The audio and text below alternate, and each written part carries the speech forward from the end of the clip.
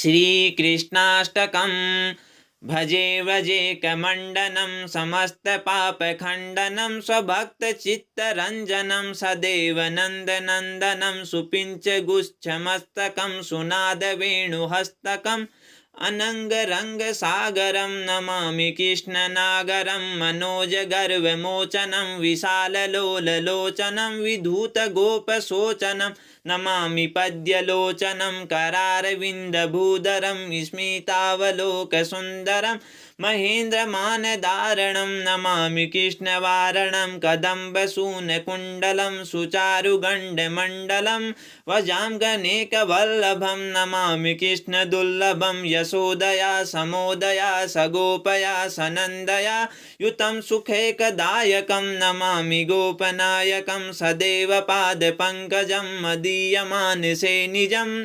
दधानमुत्तमालकं नमामि नन्दबालकं समस्तदोषशोषणं समस्तलोकपोषणं समस्तगोपमानसं नमामि नन्दलालशम्भुवो भरावतारकं भवाब्धिकर्णधारकं यशोमतीकिशोरकं नमामि चित्तचोरकं दिगन्धकान्तभङ्गिनं सदा सलालसङ्गिनं दिने दिने नवं नवं नमामि नन्दसम्भवं गुणाकरं सुखापकरं कृपाकरं कृपापरं सुद्विष्णिकन्दनं नमामि गोपनन्दनं नवीनगोपनागरं नवीनकेलिलम्पटं नमामि मेघसुन्दरं तथितप्रबालसत्पथं समस्तगोपनन्दनं हृदम्बुजेकमोदनं नमामि कुञ्जमध्यगं प्रसन्नभानुशोभनं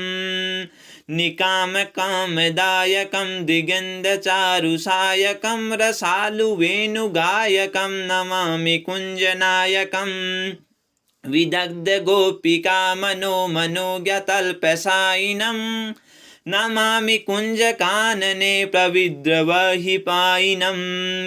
किशोरकान्तिरज्जितं दृगञ्जनं सुशोभितं गजेन्द्रमोक्षकारिणं नमामि श्रीविहारिणं यथा तथा तदैव कृष्णसत्कथा मया सदैव गीयतां तथा कृपा विधीयताम् प्रामाणिका षट्द्वयं जपद्यदित्य यः पुमान् भवेत् स न नन्दने भवे भवे सुभक्तिमान् भजे व्रजेकमण्डनं समस्तपापखण्डनं स्वभक्तचित्तरञ्जनं सदैव नन्दनन्दनं सुपिञ्चिगुच्छमस्तकं सुनादवेणुहस्तकम् अनङ्गरङ्गसागरं नमामि कृष्णनागरं मनोजगर्वमोचनं विशाललोललोचनं विधूतगोपशोचनं नमामि पद्यलोचनं करारविन्दभूधरं स्मितावलोकसुन्दरं महेन्द्रमानधारणं नमामि कृष्णवारणं कदम्बसूनकुण्डलं सुचारुगण्डमण्डलं वजाङ्गनेकवल्लभं नमामि कृष्णदुर्लभं यशोदया समोदया सगोपया सनन्दया युतं सुखैकदायकं नमामि गोपनायकं सदैव पादपङ्कजं मदीयमानसे निजं दधानमुत्तमालकं नमामि नन्दबालकं समस्तदोषशोषणं समस्तलोकपोषणं समस्तगोपमानसं नमामि नन्दलालसं भुवो भरावतारकं भवादिकर्णधारकं यशोमतीकिशोरकं नमामि चित्तचोरकं दिगन्धकान्तभङ्गिनं सदा सदालसङ्गिनं दिने दिने नवं नवं नमामि नन्दसम्भवम् गुणाकरं सुखाकरं कृपाकरं कृपापरं सुद्विष्णिकन्दिनं नमामि गोपनन्दनं नवीनगोपनागरं नवीनकेलिलम्पटं नमामि मेघसुन्दरं तथितप्रभालसत्पथं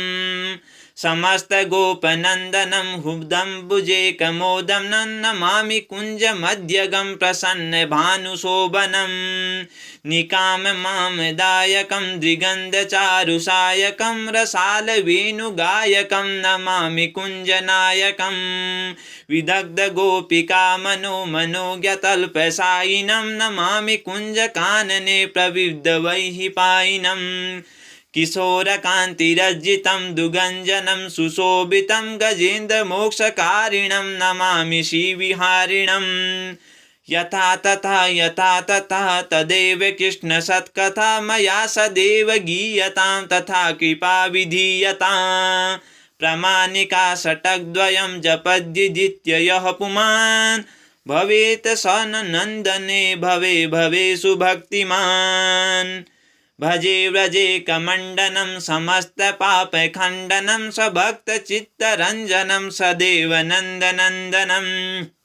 सुपिञ्चिगुच्छमस्तकं सुनादवेणुहस्तकम् अनङ्गरङ्गसागरं नमामि कृष्णनागरं मनोजगर्वमोचनं विशाललोललोचनं विदूतगोपशोचनं नमामि पद्यलोचनं करारविन्दभूधरं स्मितावलोकसुन्दरं महेन्द्रमानधारणं नमामि कृष्णवारमं कदम्बसूनकुण्डलं सुचारुगण्डमण्डलं वजाङ्गनेकवल्लभं नमामि कृष्णदुर्लभम् यशोदया समोदया सगोपया सनन्दया युतं सुखेकदायकं नमामि गोपनायकं सदैव पादपङ्कजं मदीयमानसे निजं ददानमुत्तमालकं नमामि नन्दबालकं समस्तदोषशोषणं समस्तलोकपोषणं समस्तगोपमानसं नमामि नन्दलालसं भुवो भरावतारकं भवादिकर्णधारकं यशोमतीकिशोरकं नमामि चित्तचोरकं दिगन्धकान्तभङ्गिनं सदा सलालसङ्गिनं दिने दिने नवं नवं नमामि नन्दसम्भवं गुणाकरं सुखाकरं कृपाकरं कृपापरं सुधिष्णिकन्दिनं नमामि गोपनन्दनं नवीनगोपनागरं नवीनकेलिलम्पटं नमामि मेघसुन्दरं ततिप्रभालसत्पथं समस्तगोपनन्दनं हुदम्बुजेकमोदनं नमामि कुञ्जमध्यगं प्रसन्नभानुशोभनं निकामकामदायकं द्विगन्धचारुसायकं रसालवेणुगायकं नमामि कुञ्जनायकं विदग्धगोपिकामनोज्ञतल्पसायिनं नमामि कुञ्जकानने प्रविद्धवैहिपायिनं किशोरकान्तिरज्जितं दुगञ्जनं सुशोभितं गजेन्द्रमोक्षकारिणं नमामि श्रीविहारिणं यथा तथा तदेव कृष्णसत्कथा मया सदैव गीयतां तथा कृपा विधीयतां प्रामाणिका षट्द्वयं जपत्यधीत्य यः पुमान्